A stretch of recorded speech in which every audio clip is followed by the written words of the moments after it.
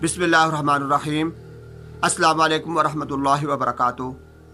मेरे भाइयों और दोस्तों, इस्लाम ने जो बहुत अच्छी सिफ़ात हमें अता फरमाई हैं और हमें हुक्म दिया है कि हम उन पर अमल करें, उन्हीं सिफ़ात में से एक तवाज़ो भी है।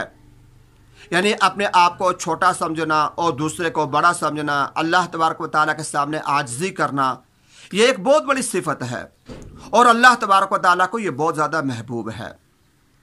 आजिज़ी की बिना पर आता है कि जो इंसान आजिज़ होगा, अल्लाह तबारक व तआला उसको इस आजिज़ी की वजह से बहुत ज़्यादा मर्तबे और बुलंदियाँ अता फरमाते हैं।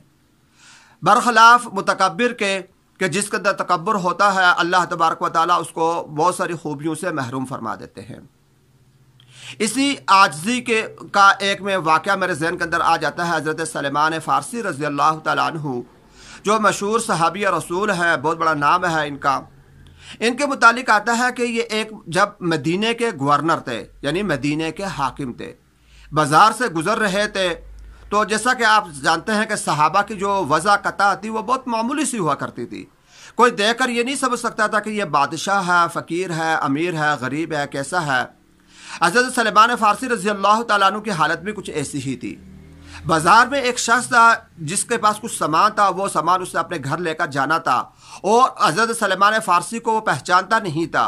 तो उसने हज़रत सलेमान फ़ारसी को देखा तो उसने समझा कि ये कोई मज़दूर है, इनको आवाज़ दी। ये उसके पास गए तो वो उनसे कहने लगा कि ये मेरा घर ये सामान है, ये उठाकर घर ले चलो।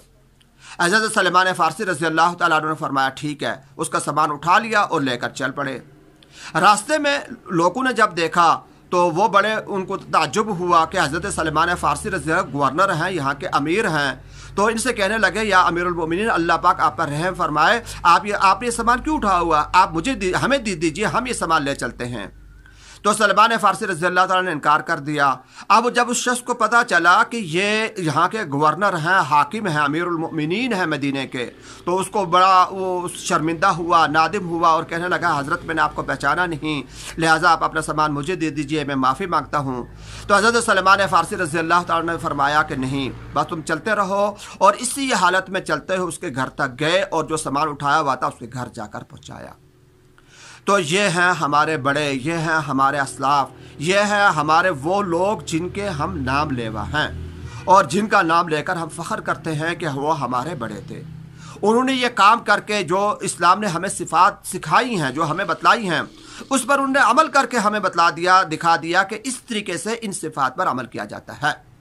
हज़रत सलेमान फ़ारसी रज़ी अल्लाह तआला अन्हु इतना बड़ा नाम भी है, यानी दीन के लिहाज से भी बहुत बड़ा मर्तबा, दुनिया के लिहाज से भी मदीने के हाकिम हैं, लेकिन आज़ी कितनी उनके अंदर पाई जाती है, इस वाक़े से आपने अंदाज़ा लगा लिया होगा।